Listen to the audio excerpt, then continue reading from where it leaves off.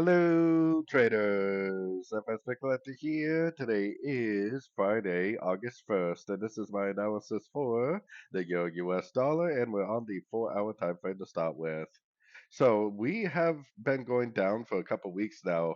This first push down is very obviously either an A or a wave one. This move up right here, which is a lower high, is very obviously either a B or a 2.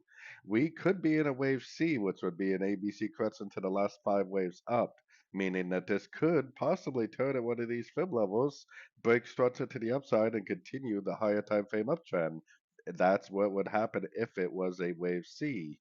If it's a wave 3, which it definitely could be, especially if this really is a wave 5 on the weekly time frame, then this would likely not break structure, just make normal lower lows, lower highs, and just keep on going down, proving to me that it's a wave 3. So either scenario, I am definitely still recommending shorts on shorter time frames. There's definitely no end of a trend yet.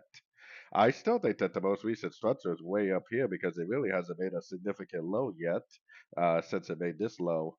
So anything I see to the upside, I still need to kind of assume is likely just a pullback within a downtrend, unless we get, non-farm payroll causes a break of structure, or maybe next week we have CPI inflation data. Maybe that will cause a break of structure.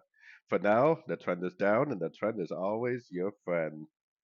So anyways, don't forget to check out my website, fxpipcollector.com. And as always, thank you for watching and happy trading.